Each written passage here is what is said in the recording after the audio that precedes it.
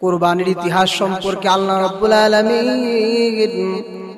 কোরআনে কারীমের মধ্যে সূরা মাইদার 27 এবং 28 নম্বর আয়াতের মধ্যে বলেন, ওয়াতলু আলাইহিম নাবা আবনাই আদম বিল হক إذ قربا قربانا فتقبل من أحدهما ولم يتقبل من الآخر قال إنما يتقبل الله من المتقين মুসলমান ভাইরা রে আমার, আল্লাহ রাব্বুল আলামিন পৃথিবীর ইতিহাসে মানুষের জীবনে সর্বপ্রথম কুরবানির ইতিহাসটা তুলে ধরেছেন কোরআনে কারীমের মাঝে। সূরা মায়েদা আয়াত নাম্বার 27 এবং 28 থেকে আল্লাহ রাব্বুল আলামিন নবীজিকে ডাক দিয়ে বলেছেন, নবীজি ওয়াতলু আলাইহিম নাবা আবনাই আদম বিল হক, আদম আলাইহিস সালামের দুই সন্তানের কথা আপনি বর্ণনা করেন। যে আদম আলাইহিস সালামের দুই সন্তানের নাম হলো হাবিল এবং কাবিল। আল্লাহ রাব্বুল আলামিন হাবিল এবং কাবিলের কুরবানির ঘটনাটা এই আয়াতের মধ্যে তুলে ধরেন। রব্বুল আলামিন বলেন, إذ قربا قربانا فتقبل من أحدهما ولم يتقبل من الآخر। রব্বুল আলামিন হাবিল কাবিল দুই ভাইয়ের এক ভাইয়ের কুরবানিটা কবুল করেন, অপরজনের কুরবানি কবুল করেন না।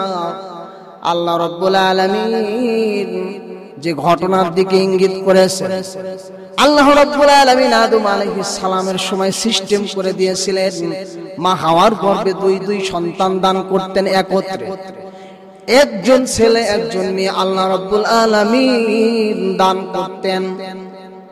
হযরতে আদম আলাইহিস সালামের শরীয়তে প্রথম পক্ষের মেয়েটাকে দ্বিতীয় পক্ষের ছেলের সঙ্গে বিয়ে দেওয়া, দ্বিতীয় পক্ষের ছেলের সঙ্গে প্রথম পক্ষের মেয়েটাকে বিয়ে দেওয়া আদম আলাইহিস সালামের শরীয়ত আল্লাহ বানাইয়ে দিয়েছিলেন। সেই অনুপাতে নিয়ম হয়েছিল হাবিলের সঙ্গে যেই বোনটা হয়েছে তাকে বিবাহ দিতে হবে কাবিলের সঙ্গে, আর কাবিলের সঙ্গে যেই বোনটা জন্মগ্রহণ করেছেন তাকে বিবাহ দিতে হবে হাবিলের সঙ্গে। ঘটনাক্রমে হাবিলের সঙ্গে যেই বোনটা জন্মগ্রহণ করেছিলেন তিনি ছিলেন কালো কুশ্রী, আর কাবিলের সঙ্গে যেই বোনটা জন্মগ্রহণ করেছিলেন সেই বোনটা ছিল সুন্দরী সুশ্রী। হযরতে আদম আলাইহিস সালামের সন্তান কাবিল তার সুন্দরী বোনকে বিবাহ করার জন্য বারবার চেষ্টা করতেছিল, আদম আলাইহিস সালামের শরীয়ত না মেনে। এক পর্যায়ে আল্লাহর হুকুমে আদম আলাইহিস সালাম সন্তানদেরকে ডাক দিয়ে বললেন, তোমরা দুইজন এক কাজ করো, আল্লাহর দরবারে কুরবানি করো, আল্লাহর সন্তুষ্টির জন্য কুরবানি করো। যার কুরবানি কবুল হবে তার সঙ্গে সুন্দরী মেয়েটার বিবাহ দেওয়া হবে। হাবিল এবং কাবিল দুইজন কুরবানি করলো। কুরবানি করার পরে পাহাড়ের চূড়ায় দুইজন কুরবানির বস্তু রেখে আসলো। আল্লাহ রাব্বুল আলামিন হাবিলের কুরবানিটা কবুল করে নিলেন। হাবিল যেই দুম্বাটা কুরবানি করেছিল তাফসীরের কিতাবের মধ্যে লেখে, তাফসীর ইবনে কাসীরের মধ্যে লেখে, আল্লাহ রাব্বুল আলামিন ওই দুম্বাটাকে জান্নাতে সংরক্ষণ করেন, সেখান থেকে উঠায় নেন। যেই দুম্বাটাকে হযরত ইব্রাহিম আলাইহিস সালাম যখন ছেলের বুকে ছুরি চালানোর চেষ্টা করছিলেন, হযরত জিবরিল মারফত ইব্রাহিম আলাইহিস সালামের ছুরির নিচে রেখে দিয়েছিলেন। সেই দুম্বাটাই হলো হযরতে হাবিলের ওই কুরবানিকৃত পশু। মুসলমান বন্ধুগণ আমার, আল্লাহ রাব্বুল আলামিন ওই কুরবানির ঘটনার উদ্ধৃতি দিয়ে সূরা মায়েদার এই আয়াতের মধ্যে বলেছেন, নবীজিকে বলছেন আপনি ইহুদিদেরকে জানায়া দেন, ওয়াতলু আলাইহিম নাবা আবনাই আদম বিল হক ইয قربا قربانا فتقبل من احدهما ولم يتقبل من الاخر।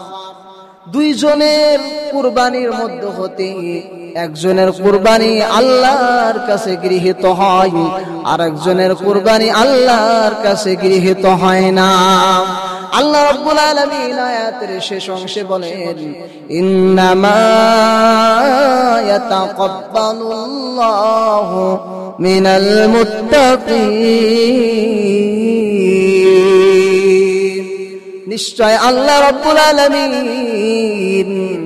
কবুল করেন তাদের আমল, কবুল করেন তাদের কুরবানি, যারা আল্লাহকে ভয় করে, আল্লাহর জন্য কুরবানি করে, আল্লাহর হুকুম মানার জন্য কুরবানি করে, আল্লাহর হুকুম মানার জন্য আমল করে। মুত্তাকি ব্যক্তির আমল আল্লাহ কবুল করেন।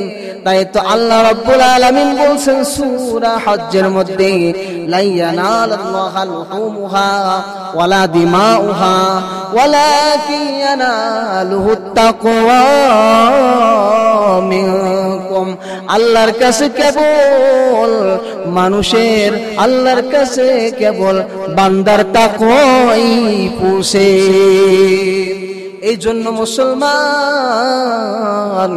আমরা কুরবানি করব, আমাদের নিয়তকে খালেস করতে হবে, আমাদের নিয়তকে বিশুদ্ধ করতে হবে, আল্লাহর জন্য কুরবানি করতে হবে, আল্লাহর জন্য সবকিছু বিসর্জন করতে হবে, আল্লাহকে ভালোবাসতে হবে। কুরবানি আমার উপরে ফরজ কিনা এটা হিসাব করে আমাকে কুরবানি করতে হবে, আমার উপরে আল্লাহর বিধান কিনা, আল্লাহ ওয়াজিব করে দিয়েছেন কিনা, এই কথাটা আগে আমাকে হিসাব করে বের করে তারপরে আল্লাহর হুকুম পালনের জন্য কুরবানি করতে হবে।